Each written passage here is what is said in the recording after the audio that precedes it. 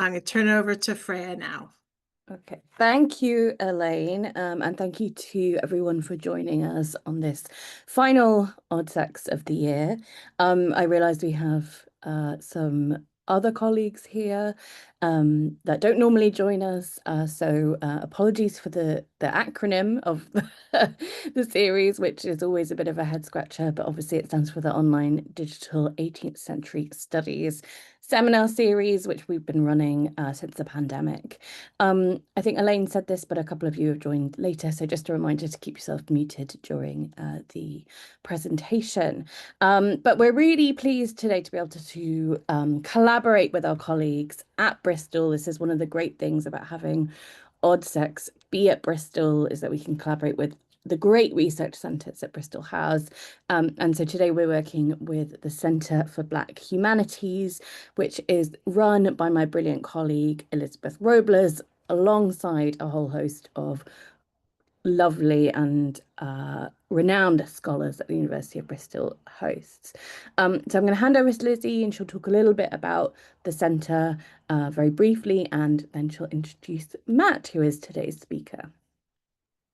Brilliant. Thank you so much for the lovely introduction, Freya and Elaine.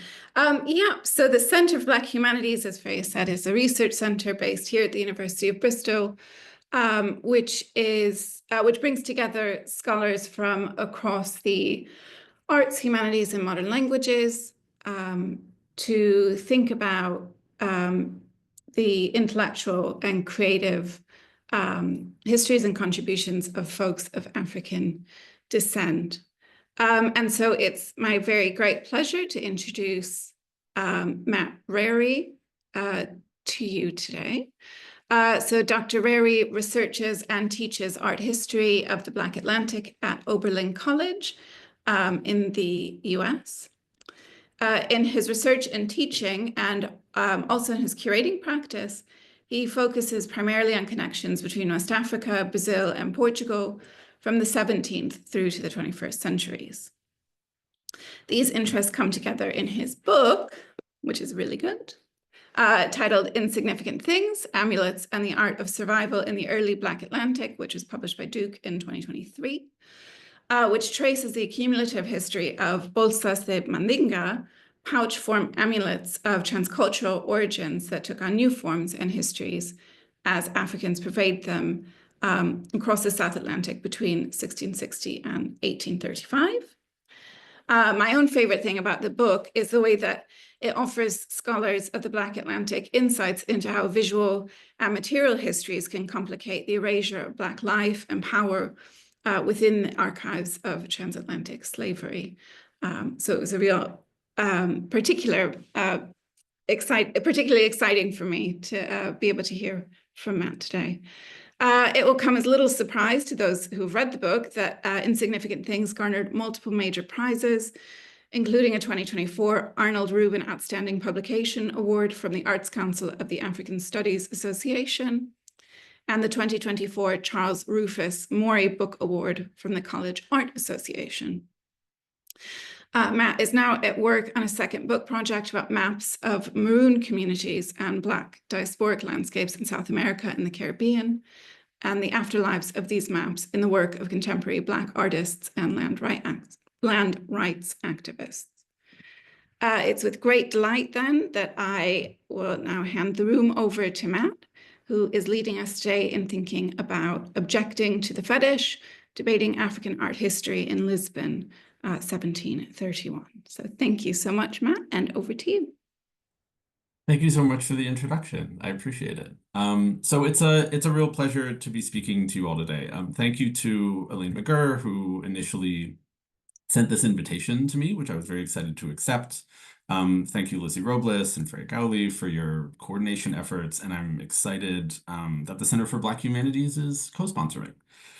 So I have about 45 minutes of text or so, and as a bit of a background, I'll develop this a little further, but this talk emerges out of my interest in revisiting a certain section of the book, which I wanted to develop in different ways, kind of after rereading it. I'm a different writer and a different thinker than I was when the book came out.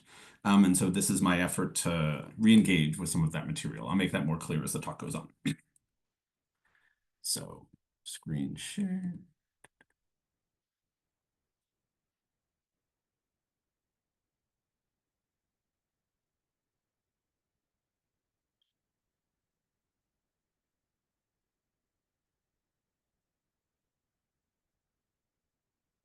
Okay.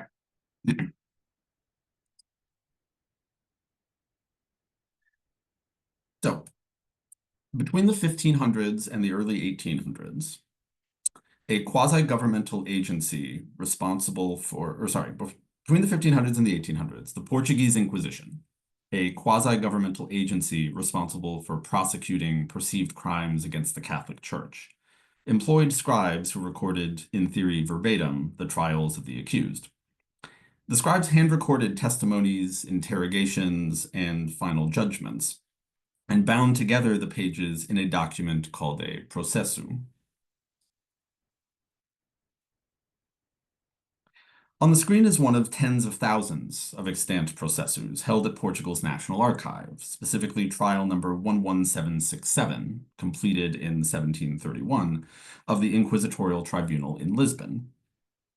During the height of its power in the first half of the 18th century, the Lisbon Tribunal held jurisdiction over Portugal's colonies in Brazil and West Africa, but it had a special focus on crimes committed in Lisbon itself, as is the case with this example. Trial 11767, 130 pages long, records the criminal proceedings against a man named José Francisco Pereira. Identified using the Portuguese name given to him by his enslavers, his birth name is lost to history. Pereira, as the cover page outlines, was born, raised, and later enslaved in West Africa, but was residing in Lisbon when he was arrested in July of 1730, alongside his friend and business partner, José Francisco Pedroso, who was another enslaved man living in Lisbon. Accused of crimes against God and the Church, the pair were jailed and interrogated for nearly a full year before their sentencing. I want to argue today that José Francisco Pereira's processo, this trial record, is one of the founding documents of the discipline of African art history. My argument, which I'll make through a close reading of the trial record, has two parts, one factual and one interpretive. First, I'm trying to argue that African art history can only begin once we have the categories required for its operation. The very concepts of Blackness and of Africa, and even the idea of a kind of isolated material object that one can study, these are not timeless nor universal frameworks, but rather products of historical junctures. By tracing the moment in which such concepts emerge, we can reveal much about the history of this field and where we need to take it in the future. As we'll see, the trials of José Francisco Pereira and José Francisco Pedroso are some of the earliest historical moments in which we see the concept of Blackness linked to Africanness, and in turn, where we see Blackness and Africanness applied to and used to define material objects. Nearly 2 centuries before the first focus exhibitions of African art will appear in Western Europe, their trial invokes and attempts to define the very concept of African material culture. But I don't mean this to be a celebratory search for the origins of the subfield of African art history, far from it. Because my second argument foregrounds what should be clear from my description so far, that the discipline of African art history begins with the disciplining of African lives in a colonial metropole. In other words, the presence of the study of African objects in our institutions is inseparable from its criminalization. I'm asking then what it means that the evidence of the creation of African art history in Portugal in 1731 is only available to us as evidence in criminal proceedings against the very Africans who created the objects under discussion. To answer this question, we need to start with José Francisco Pedroso's sentencing in June of 1731, when he was convicted of committing feitiçaria. In its most convenient translation into English, feitiçaria means to work with fetishes, or in Portuguese, feitiços. At the time of José Francisco's trial, the word feitiço referenced an indeterminate class of material objects that controlled, manipulated, or counteracted a range of invisible and malevolent forces. People of all social and class backgrounds across the Portuguese Empire believed in the power of feitiços in their daily life. And yet, as the volume and intensity of the transatlantic slave trade increased in the early 18th century, the concept of feitiço became increasingly associated with the cultural and religious practices of enslaved Africans. José Francisco's trial is symptomatic of this shift, as he is one of scores of Africans put on trial in Lisbon on charges of feitiçaria between 1700 and 1730. His trial thus serves as a precursor to the almost defining role that the concept of the fetish will come to play not only in African art history broadly, but in mediating and creating the very idea of Africa and the very idea of Europe, two concepts which didn't really exist in 1730 as we today understand them. I'll use this postcard produced in Angola at the turn of the 20th century to ground the point. Below the image, you see a bold red typeface standing out against the sepia background as it visibly equates the word feitiço, which again means fetish, with Congo, a Central African kingdom, a cultural area, and a then European colony. Conceptually and geographically, Africa here is inseparable from the concept of the fetish. And that relationship began even prior to José Francisco's trial in the 1730s. Beginning in the 1600s, European merchants and human traffickers on the West African coast had begun using the term feitiço, or fetish, and its many related derivations in European languages, to describe material and often ritual objects produced by Africans.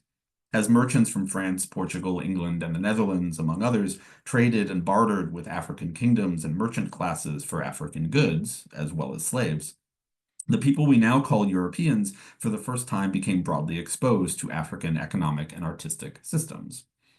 Implicit in the term fetish, applied to these objects, then, is a critique of African worldviews as irrational because they're religious objects, and thus their gods, and their worldviews and epistemologies broadly, were manufactured falsehoods.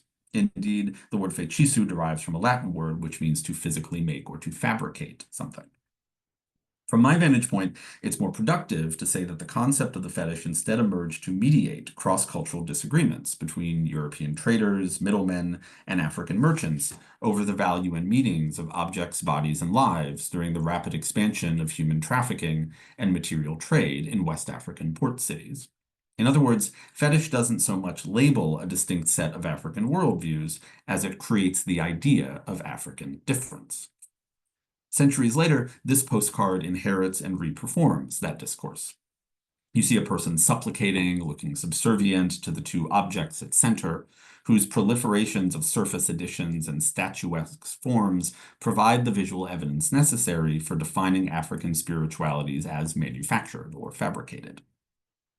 Yet the image is framing towards Africanity, or the image is framing forwards Africanness as a kind of slippage between human and object. The placement of the word feitiço labels the person more than the figures. And in this way, it recalls one of the inheritances of the slave trade and Atlantic racial capitalism, how slavery manufactures Africans' bodies into fetishized, laboring object commodities, and how it constructs Blackness as a primordial and even enticingly transgressive escape from the constraints of Western modernity. The postcard's message, however, required its makers to strategically forget and erase the very history it displays. As several scholars, most prominently Cécile Froment of Harvard University, have shown, the Minkisi figures on the screen are best characterized as products of what at the time of this postcard was over 4 centuries of relationships between the Kingdom of Congo and the Kingdom of Portugal. The Congo, invoked here, had in fact been a Catholic kingdom since 1491, and after this date ensued 4 centuries of treaties, material trading, human trafficking, and cultural exchange between Central Africa and Western Europe. The figures on the screen, again called Minkisi, materialize and interrogate that history of complex transatlantic interactions, and I can talk about that more during Q&A. But in other words, while on the surface, the term fetish ostensibly references the worldviews of Africans, the way in which we've written about it has often depended on an absence of African voices. Indeed, nobody is asking the person in the photo their thoughts on the term or the history of the objects depicted. Indeed, in a foundational set of 3 articles entitled The Problem of the Fetish, historian William Peets outlined the concept's evolution from West Africa, religious fetishism, to Marxism, commodity fetishism, to Freud, sexual fetishism, and yet he still stated that he was not concerned with the relationship of the fetish idea to the actual conceptions of West African culture. In turn, as historian Jennifer Morgan notes, in the 17th and 18th century writings on the fetish that I referenced earlier, persons we might today label African emerge not as ethnographically located subjects, but instead function as boundary markers for Western rationalism. And in that way, 18th century debates and definitions of the fetish systematically exclude the cogent opinions of those persons for whom the emergence of the fetish and its relationship to Atlantic slavery and racial capitalism and European colonization profoundly impacted the trajectory of their lives. And that's what interests me about this trial, because it contains testimony from 2 of the millions of African-born persons swept up in the Atlantic slave trade, and it shows how they responded to accusations of fetishism. In the first half of the 18th century, the Inquisition in Lisbon charged no less than 60 people of African descent with feitiçaria, an accusation which not only referred to the use of fetishes, as I've already discussed, but indicated a kind of esoteric expertise, both elusive and feared. Importantly, Inquisition accusations of feitiçaria often emerged from defendants' efforts to sell their knowledge for monetary gain. And indeed, José Francisco was charged with making and selling fetish objects to those who needed them. That aspect of the accusation challenges hegemonic conceptions of the Catholic sacred as disconnected from material or personal gain. Fittingly, the accusation of feitiçaria that the Inquisition leveled against Pereira and Pedroso resulted from the pair's supposed production and dissemination of bolsas de Mandinga, or Mandinga pouches. In the first half of the 18th century, that term referred to a wide range of talismans and amulets imbued with protective powers that were purveyed in Western Europe, in South America, and in West and Central Africa.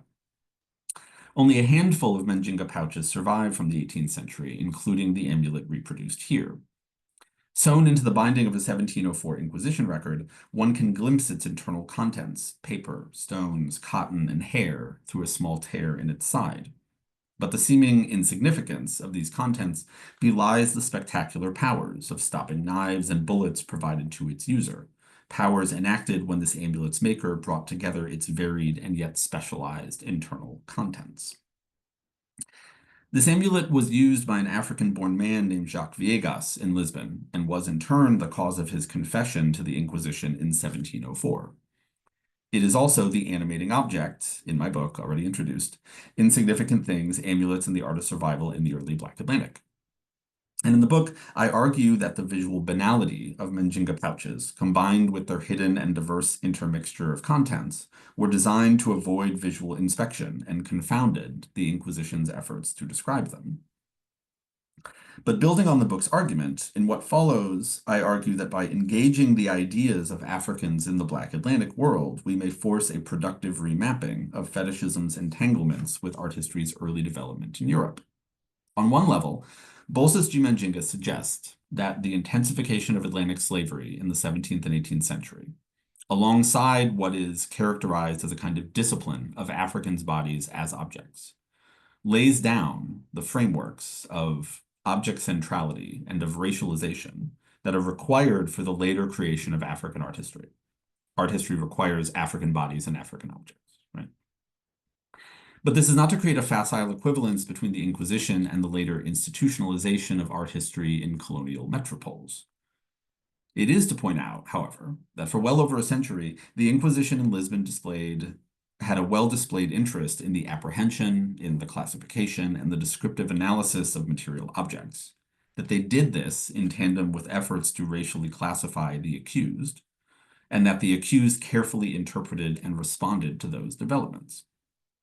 As we'll see, one way that José Francisco, Pereira, and Pedroso responded to the accusation of fetishism was by objecting to the very terms and racializing frameworks deployed by their accusers. Pereira and Pedroso did not, per my talk's title today, object to the fetish to correct inquisitorial mislabeling or misunderstanding of their religion. Rather, they interrogated inquisitors' conceptions of these objects, cultural genealogies, and valuations. And so by reading their testimonies against the grain, we can see how Pereira and Pedroso wrestle with, reframe, and grapple with the implications of the discourse of fetishism in relation to their own lives. As such, what might Pereira and Pedroso have been saying to Portuguese inquisitors by renaming and reframing their works in this way? And given that the debates took place in Portugal, how might Pereira and Pedroso's contributions impact our historical framing of not only African art history's origins, but its racializing mechanisms? So that's a lot of setup, right? But here's the meat of the talk. So, per his own testimony, José Francisco Pereira was born somewhere in West Africa around 1704. Where his life saw increasing hostilities between African states like Alada and Weda, Ashanti and Akwamu, as they fought for control of lucrative Atlantic port cities. Brazilian merchants who were eager to expand the labor force for gold mining and sugar cultivation across the Atlantic dominated the purchase of captives in that region between 1700 and 1730. Caught up in those conflicts around 1713, then aged about 9, Pereira was enslaved and sold out of Huida, a city in the present-day Republic of Benin, and trafficked to Pernambuco in northeastern Brazil. After 9 or 10 years there, he was sent to Minas Gerais, a mountainous mining region in south-central Brazil, where he labeled for another 3 years. And after this, he found himself in Rio for 1 more year before traveling with his enslaver to Lisbon in late 1728. The testimonies against him at his trial assert that once he was in Portugal, Pereira entered a business partnership with José Francisco Pedroso, manufacturing Mandinga amulets. 8 years Pereira's junior, Pedroso was enslaved to Pereira's enslaver's brother, but decades before had also been trafficked through Huida, a connection which raises the possibility that the pair knew each other in Brazil or even in Africa. The precise circumstances of their arrest are recorded in Pedroso's trial. A Portuguese reverend testified that on July 6, 1730, he heard Pereira and Pedroso standing outside of the Church of the Friars of St. Paul, a major church in downtown Lisbon, located less than a block away from where Pereira lived.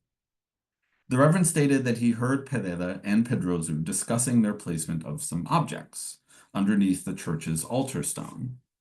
The inquisitorial scribe, writing in the third person, recorded the reverend's testimony as to what happened after he entered the church to investigate. Quote, "And underneath the altar stone, the witness found the 4 sheets of paper with characters, which he brings and offers in this courtroom, and a silver coin tucked between those same papers. Those papers, 2 of which are shown on the screen, were then entered into evidence and attached to Pedroso's Inquisition trial record, where they remain to this day. These papers formed the evidentiary basis of the proceedings against Pereira and Pedroso, whose trials hinged on a debate over these objects and their presumed role as inclusions in the amulets they were accused of making and selling. Inquisitors all but ignored the designs, but a brief analysis illuminates Pereira's strategic aesthetics, created in the goal of personal and communal protection. On one paper, on your left, Pereira drew an inventory of Catholic amulets. The circle design at center reproduces a devotional medal, while the heart shape at top mirrors the Sacred Heart of Jesus, a popular Catholic motif that often appeared on amulets carried by people of all backgrounds in Brazil, Portugal, and Angola. The heart is surrounded by renderings of Catholic scapulars, a kind of fabric object worn over the shoulder inscribed with prayers to or images of a saint. Indeed, the text here invokes Gabriel, Jesus, and God. The other paper, the one on your right, displays lines of ink and blood brought together in a vision of the Arma Christi, a representation of the instruments of Christ's Passion commonly rendered on Catholic medals, papers, processions, and church decorations across Spain and Portugal in the 18th century, and one that Pereira would have likely seen throughout his life. The Arma Christi is actually flanked by the coat of arms of the Portuguese Empire, a ubiquitous symbol inscribed on, among other locales, Brazilian churches, Portuguese buildings, and probably the ship that transported Pereira across the Atlantic. In contrast to the careful, precise lines on the scapular and the medal, the design of the crest seems hurried, Even the central shield motif has been scratched out in a dense accumulation of ink. Perhaps rendered by two different hands, we may also be seeing divergent efforts to grapple with the artist's personal relationship to this design. And so, collectively, these designs convey their artist's belief in and efforts to utilize a wide range of amuletic and protective designs that he saw on bodies, performances, and religious institutions across Catholicism's diverse manifestations in the Black Atlantic world. Inquisitorial assertions of the status of these papers as Mandingas or as feitiços, then, depended less on a close engagement with their design than on an understanding of how Pereira's Blackness and enslaved status mediated the blurred lines between fetish and holy object. For the first 3 days of his trial, Pereira repeatedly described the contents and constructions of the amulets. He claimed that the amulets consisted only of written Catholic orations wrapped around a silver coin. These ingredients paralleled those that the Reverend found when he and Pedroso were arrested, and to that point could still be defended as permissible inclusions in the trial. Written papers were distributed at churches, and coins were commonly used as amulets by all Catholics. But after another night in the inquisitorial jails, Pereira returned on July 11th, and he expanded on the previous day's recipe. He testified that, in constructing a Mandinga pouch, quote, "In the said paper, all you had to do was put flint, sulfur, gunpowder, a lead bullet, tiger's eye, and abutua, and the blood from the left arm of the person who would keep the pouch. And also he had to take a silver coin and the bone of a dead person."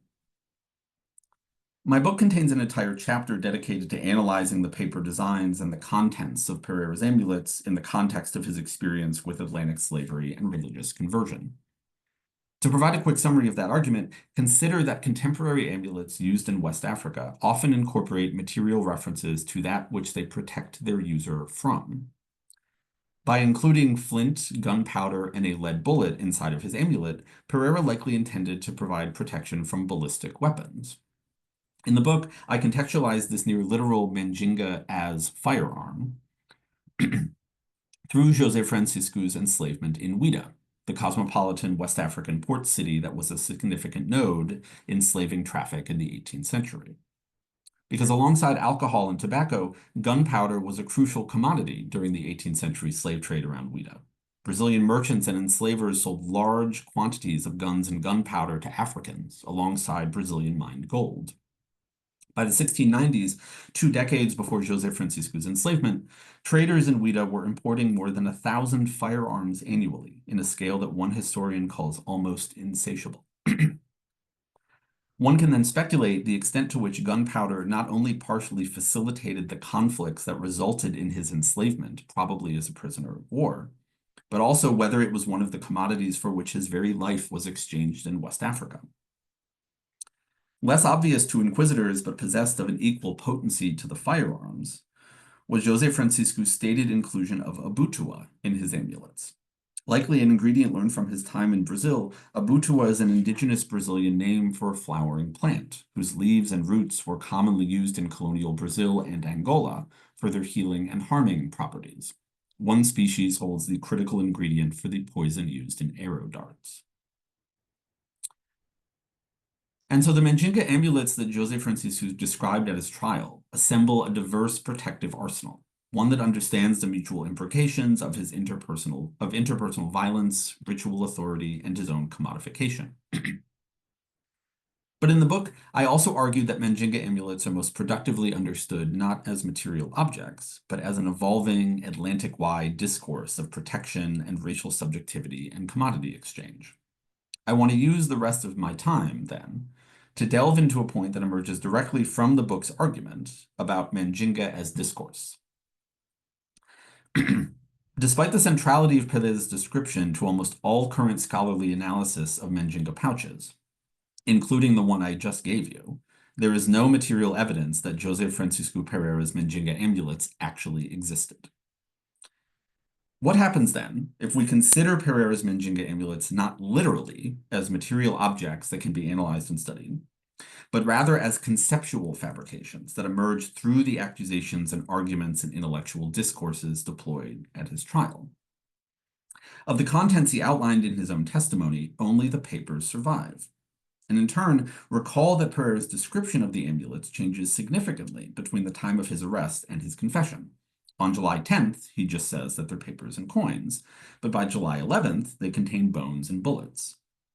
We'll never know if his changing testimony was meant to elicit mercy from his accusers by confessing, to nod to inquisitors' insatiable curiosity for evidence of diabolical action, or both.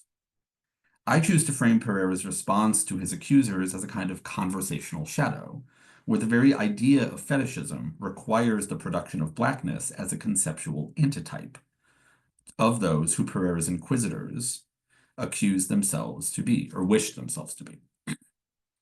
Pereira performs his blackness and his otherness here in recognition of the ways that Black things and Black people mediate key social relations and political hierarchies. Following historian and religion scholar J. Laurent Mattori, what we see in Pereira's trial is an attempt to demonize Blackness at the exact moment it is framed as an escapist and even exciting fantasy for inquisitorial titillation.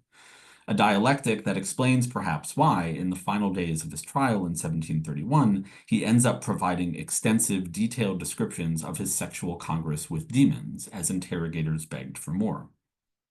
By July 11th, Pereira may have realized that his best chance of escaping this trial alive was to give the Inquisition what they wanted, to first perform his blackness and then to figure out ways to challenge that presumption that was brought to it.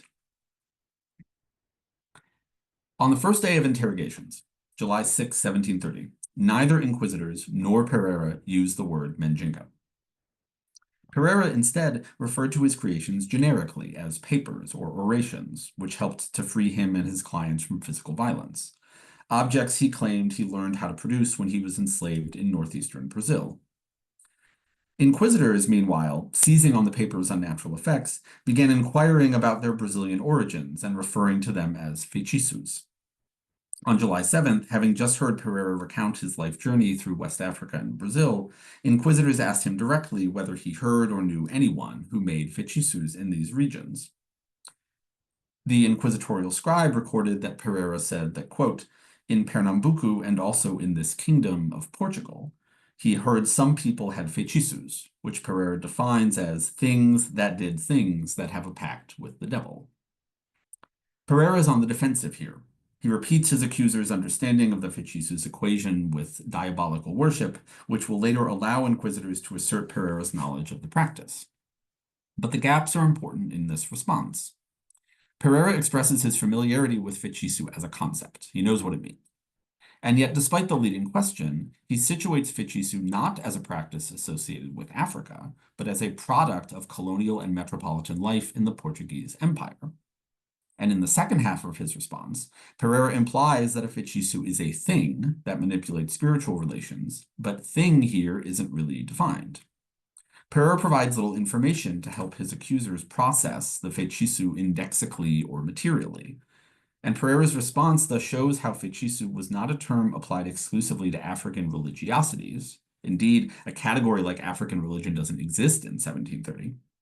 But rather, it describes a kind of quasi-personal divine power broadly associated with a material sacramental object. In turn, the gaps created as Pereira and the inquisitors talk past each other, no one seems to be able to explain where the feitiço falls in a kind of sliding scale between an object and a body or an object and a spirit. Now, nothing in Pereira Pedroso's trials suggests that they were familiar with the wide range of 17th and 18th century writings regarding European encounters with African objects. And yet, their careful responses to the inquisitors' questioning seem well positioned to counter an emergent class of European authors who, at this very moment, were trying to disentangle African objects from their social and relational worlds, and in so doing, make them into materials to be studied and, in fact, controlled. So a transition here to other areas, and I'll come back to the trial in a bit. So, writing from the Gold Coast in present-day Ghana in 1679, the French trader Jean Barbeau described a fetish that he had taken from an African resident at a Danish fort. Emphasizing the psychological distress his touching and handling of the fetish caused its caretaker, Barbeau writes dismissively of the insistence that the African man, who Barbeau doesn't name, would now need to appease the figure with ritual offerings that included gold and brandy, key trade goods of Atlantic commerce during the slave trade. While Barbeau's writings include his drawing of the object, shown here, he struggled to identify the fetish's design in relation to its form. At one end of the figure was a sort of human face, he writes, before asserting that the drawing could substitute for what he acknowledged was his own lack of descriptive precision. Barbeau's uncanny figure struggles to balance the attempted naturalism of the face with what he called a bologna sausage body, or what I read as Barbeau's anxiety about the way this figure upends a kind of boundary line between a human and an object. Barbeau's struggle to draw, pun intended, a dichotomy between object and body runs through a series of 18th-century images from Africa, which visually forge an object-body dichotomy in order to disassociate Black bodies from Black things. At the same time, these make Black lives into commodity objects. Barbeau is explicit on this. Discussing, quote, the fetishes that Africans wear, end quote, he notes that it is, quote, necessary to snatch them forcibly, and even when you order them to hand them over, it is quite difficult to succeed. Thinking back to José Francisco Pereira, he faced an inquisitorial trial that was based on a protracted and even violent removal of his objects from their social and their ritual roles. And that slow creation of a kind of object-body binary would have severe consequences for those caught in its wake. Two more examples might drive home the point. This is an early 17th century engraving by Theodore de Bry, where the word feticcio, another spelling of feitiçu, floats unmoored on either side of the tree at center left, as it is against the bodily gestures, the instruments, the trees, and the objects that make up this vision of life in the Gold Coast in present-day Ghana. By 1732, the grouping of objects and the bottom left of this engraving had actually made their way into a later edition of Jean Barbeau's writings that I just discussed, but now completely devoid of human presence. That new engraving presents an array of objects which make clear the material embodiment of the feitiço as an object classifiable through practices of visual inspection and scrutiny, divorced from their social networks. And finally, a mid-18th century watercolor shows an Italian Catholic missionary violently casting out the material objects of divination from a house in Congo in Central Africa. As Cécile Fremont notes in her discussion of this image, an important goal of missionary activity in Central Africa was finding and destroying problematic objects and replacing them with Catholic paraphernalia. The fleeing figures at right and the concerned, befuddled look of the figures on the left may be, as Fremont notes, a shock at either the sight of the objects or the prospect of their imminent destruction. And so what does this all have to do with the Inquisition trial I've been discussing? What I'm suggesting is that in Lisbon in 1730, Pereira and Pedroso are pushing back against the Inquisition's investment in the very idea of a material object divorced from its social relations and incorporated as evidence into a trial. Against the will of their interrogators, Pereira and Pedroso object to efforts to describe objects through a kind of decontextualized formalism, or what art historian Delinda Collier frames as an inappropriate commitment to the thing itself as isolated and autonomous. The screen is intentionally blank for the second. Throughout Pereira and Pedroso's trial records, we see inquisitors implicitly associating the feitiço concept with Blackness and slavery. And at multiple points, the inquisitorial scribe equated the term feitiço with Mandinga. Mandinga entered the Portuguese lexicon in the early 18th century as the adaptation of an ethnonym associated with the West African kingdom of Mali.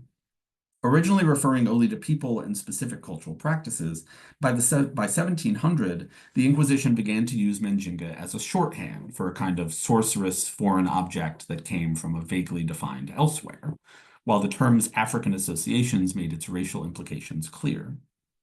Pereira and Pedroso, confronted with that scheme, saw two problems. First, they noticed the forced breaking of their networks of protection and survival, in which inquisitorial questioning worked to sever the papers under discussion from their protective roles. And second, they picked up on how inquisitors' equation of the term feitiço with Mandinga was actually an effort to sequester and objectify Blackness. So in response, they tried to avoid or reframe the discourse of Mandinga altogether. Though on July 7th, it was Pedroso who first introduced the word Mandinga into the trial record, he did so to disentangle inquisitors' assertion of the object's association with blackness. On that day, Pedroso argued that it was not Lisbon's black communities, but actually white people who referred to the pouches as Mandinga. Pedroso said, quote, that the said black man, José, which here refers to Pereira, made Mandinga pouches, or pouches the blacks call relic, to rid them of stabs and slashes. While the white inquisitors implicitly emphasized the perceived Africanness of the amulets by labeling them Mandinga, Pedroso asserted that his networks of free and enslaved black people in Portugal called them bolsas de relíquia, or relic pouches. Pedroso is not given space in the trial to elaborate on his use of that term, but its strategy is evident even in the scribe's handwriting.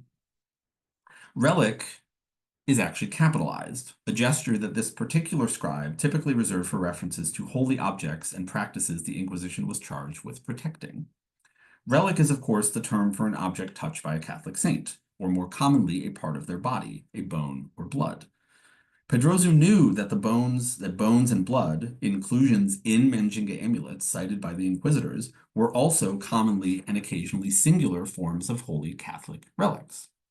And as such, Pedroso's labeling of Mandinga pouches as relics flipped inquisitors' assertions on their head.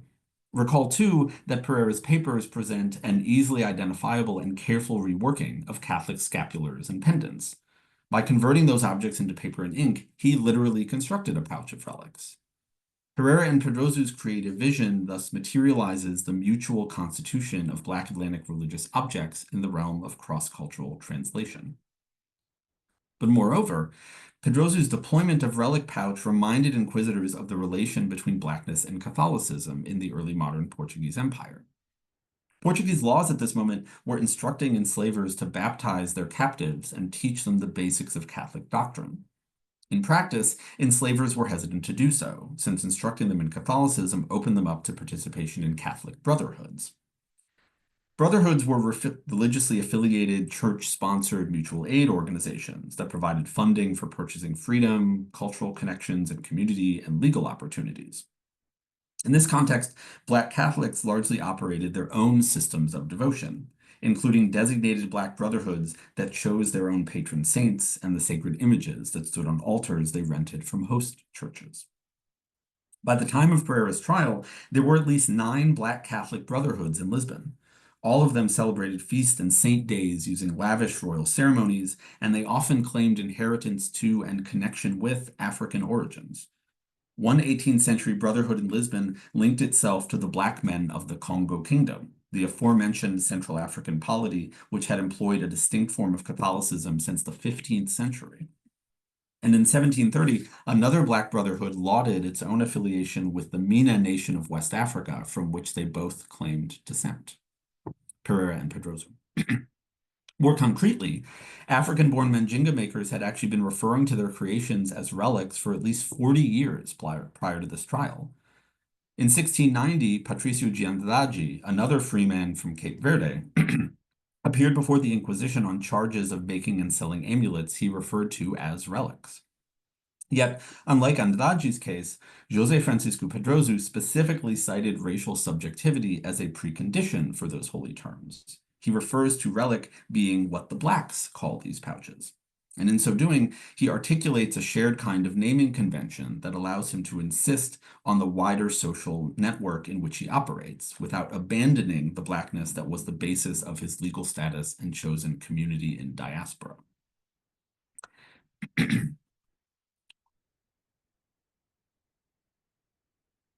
Pereira continued to press the definition of Mandinga as a kind of fear on the part of enslavers and white elites during the interrogations of July 10th.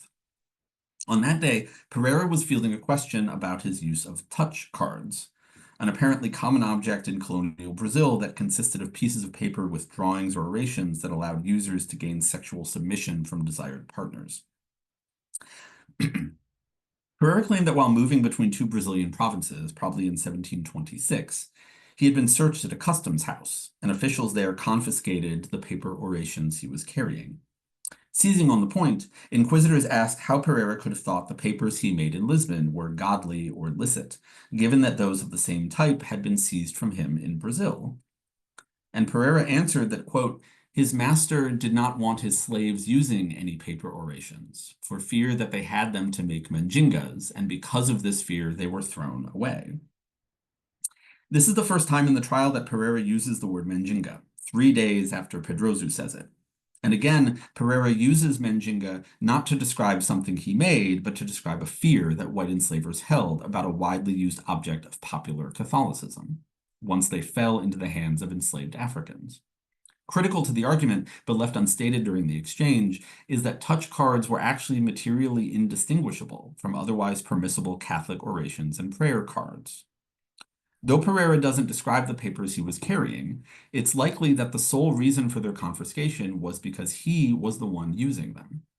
Pereira thus positions the concept of Mandinga as a kind of materialized anxiety over the bodily contact of Blackness with objects of power in a slavery society. And so when inquisitors label these works as Mandinga, it's an implicit acknowledgement of the ways that Mandinga makers were carefully fabricating a vision of religious pluralism against a backdrop of racial subjugation. We could, of course, dismiss Pereira and Pedroso's framing of Mandinga as a kind of discursive fear, and their concept of the relic pouch as inquisitors did, as simple but necessary defenses of their actions at trial. And certainly, I'm not arguing that Mandinga amulets are imagined products of Inquisition witch hunting. But I am asking how histories of Mandinga pouches, and perhaps fetishism more broadly, might change if we took seriously Pedroso's assertion that the word Mandinga doesn't carry currency among Africans in Lisbon. What might it mean that the pair challenges Mandinga as an epistemic category, in tandem with its racial implications, at the very moment of its creation? Already in 1730, the pair are asserting that white elites are far more interested in framing their works through the dogged pursuit of cultural difference, in tandem with their intellectual investment in racial essentialism and Blackness as irrationalism. And so by objecting, and so the objecting in my lecture's title refers not just to the performative processes by which they brought those objects into being, it refers to how we can't disentangle that process from our own efforts to rematerialize it. As Haitian historian and theorist Michel Roth-Trouillot wrote in 1995, any historical narrative is a particular bundle of silences. For Trouillot, the seeming boundedness of historical formations belie their fissures and their fabrications. And as if manifesting Trouillot's point, Pereira's Mandinga pouches slowly emerge through a highly asymmetrical discourse over the course of his trial, a kind of ritual and procedural bundling of the object and the racializing schema that inquisitors needed to justify their concluding words. The Mandinga is most horrible and abominable, they wrote, and it is of such an ugly name and practiced among Black men with such superstitious, vain, and improper ceremonies. The material objectification of Pereira's Mandinga here masquerades its own sublimation in inquisitorial procedure. It's not a coincidence that that kind of objectification rested at the same time on the racializing objectification of human beings. As art historian Delinda Collier notes, what made the Europeans different in that exchange of inter-party mediations of value vis-a-vis the fetish is that they would go on to graft their negative experience of difference onto a racial schema, with a complex trade relationship that included the fabrication of capital via the body of the slave. The very visibility of the fetish within our texts, therefore, should have the express purpose of desublimating the vicissitudes of media and the racializing mechanism of art history. And yet, even in that context, Pereira and Pedroso fabricated objects which demonstrated the mutually constituted visions of Africans and Europeans brought to the formation of early modern religious culture. And so to conclude, I can only hope that Pereira and Pedroso chose their words thinking that someone someday would read them with a more generous perspective than those who received them at their trial. But I'm left with one question, one I think Pereira and Pedroso ask implicitly. Do art historians describe art, or do our descriptions produce our objects of study? As if anticipating my argument today, the art historian Thomas J. Lax has noted that a recognition of just how the task of description itself is a mode of production might better name our entanglements with the logics of colonialism. As Pereira and Pedroso understood, the act of material description is inseparable from, and maybe even a precondition of, the production of analytical categories which emerge through the violence of colonial encounter. And in the centuries following their trial, art historians and ethnographers and criminologists also participated in that work by photographing, reproducing, and writing on newly emergent institutional collections of African material culture. Such writings consistently emphasize the strangeness, the epistemological distinctiveness of Black arts and its associated intellectual and spiritual worlds. Sublimating the thefts and dislocations that birthed the study of Afro-Atlantic material culture, their writings managed to create the idea of distinct material objects through descriptive emphasis and analytical precision, techniques that effectively divorce them from their spiritual roles while simultaneously framing the object as the intellectual property of the institution. That process not only displaces the original work, but means that it could never be encompassed by the epistemological frames placed upon it, an insufficiency of academic writings processed as an inferiority of Black creativity. Those dynamics, to quote Lax once more, are not only settler colonialism's leftovers, but they sustain and naturalize its claims to the present. Recontextualized as one origin point of this later history, Pereira and Pedroso's objecting to the fetish is not only a defense mechanism, nor an attempt to enforce a cultural distinction. It is instead a matter of epistemological and methodological precision, which they knew had consequences for their own lives, as well as the millions of those who came after them. Thank you.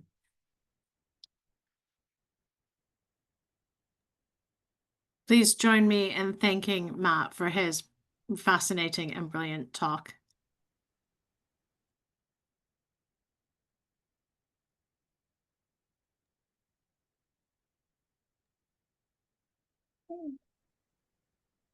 I'm happy to entertain all the questions. Yeah. Yeah, thank you so much. Sorry, my computer's gone a bit wonky. Thank you so much, Matt. That was brilliant. Yes, so does anybody have any questions for Matt? You can either raise your little computer hand or put something in the chat. And if not, I will take my prerogative. I'll give people a moment to formulate. While we're doing that, Matt, I was wondering, because of these really interesting connections that you've made around the object and the body. Oh, actually, can you put that back up? Sorry. Sorry, that was my fault. No, it's fine. I can reshare it. There we go. Here. But just thinking about these really amazing and complex relationships between the body and the object, I was just wondering if you could talk us through a little bit the representations of the body in the papers, which is so interesting because obviously you've given us this really rich understanding of this sort of symbolic Catholic imagery. But those figures are really really stand out. Yeah, so you've raised, all right, so the base answer to your question is as I've gone over this image a number of times, I think what José Francisco is doing is drawing in ink the aspects of protection that he wants, on his life, right? And he's drawing in red, which is actually the blood of his left arm or a chicken, as he testifies at the trial, the things he's trying to protect himself from. So it's quite striking to me that Jesus's body is removed from this, and what you see are the figures of the two Roman soldiers on either side, right? One with a spear and one with a sword, as well as the crest of the Portuguese Empire. And then at the bottom, that's a skull and crossbones, which is historically the grave of Adam. And he actually draws it twice, right? So there's an emphasis here on like the physical actions of violation or contemporary institutions work in violation. And I think he's drawing an analogy between the Roman soldiers and sort of, let's say, contemporary imperial or colonial agents that he may have interacted with at some point in his life. That said, I think there's a bigger question being put on the table here, which is, how we think about his representation of body as sort of a drawing versus the kinds of ways that Mandinga amulets signal a relationship to embodiment through the physical proximity, right, that they have to be effective, through the other kinds of renderings, which may be less obvious. So one of the things I go into in the book is up here on the left, that Sacred Heart of Jesus motif was actually commonly used as a branding mark, as a scarification mark in colonial Brazil.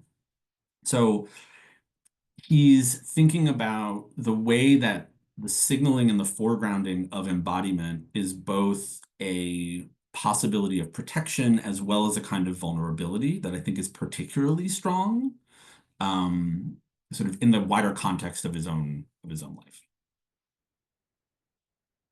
That gets to some bigger art historical and African art historical methodological questions, but I can delve into those later.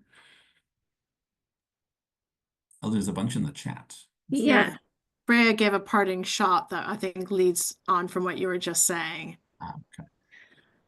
Shall I read it out? So Freya asks, she says, early on in the talk, Matt, you said something about the discipline of art history needing to wrestle with the fact that much of it lays on the disciplining of the Black body. And would you talk to that a little bit more? Yeah, happy to. So one of the not side aspects, one of the central aspects of my research that in the background kind of informs my work is thinking through the epistemological bases of African diasporic religious traditions broadly. And there have been a number of great scholars, J. Laurent Mattori, among them, who write about the central conception of African diasporic religions as what he calls the distributed person. So the idea is that bodies are vessels.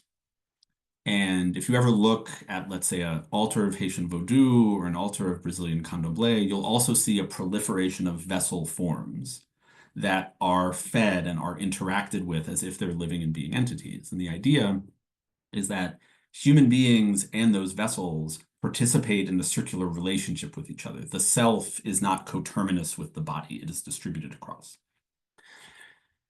That kind of epistemological foundation is really tough to write about.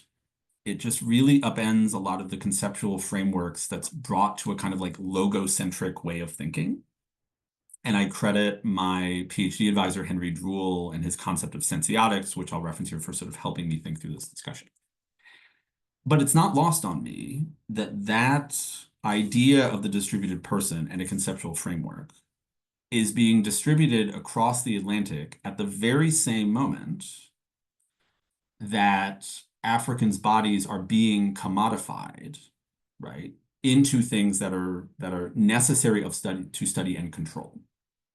So one of the things that I think African art history is trying to wrestle with, and then is kind of the background that I'm wrestling with here, is that part of African art history's emergence into the modern world and institutional academies is foregrounded on the idea that it is like epistemologically different because of its sort of embodied nature and the way that it helps us think about bodies.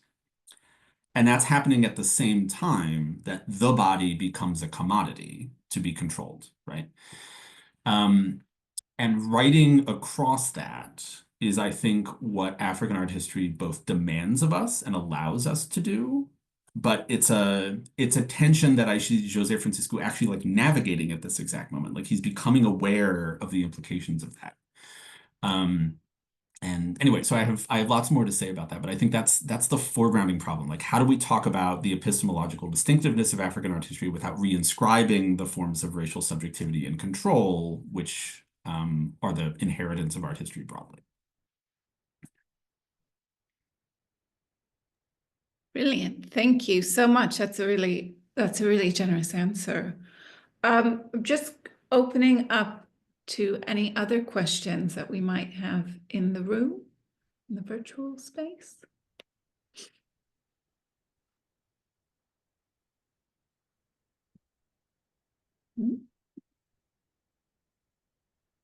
Really?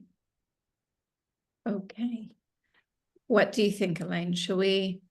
I think this was a rich paper that's given us lots to think about and possibly needing to process. And it's also been a long year, full of big ideas and big thoughts. So I would just like to invite everyone once again to thank Matt for his paper and for closing out this year's ODSECS series so absolutely brilliantly.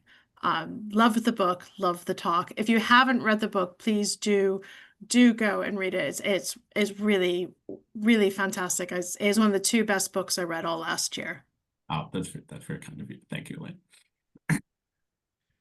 Thank you, everyone. Appreciate the invite. Appreciate your attentiveness. And yeah, thanks so much. This was great.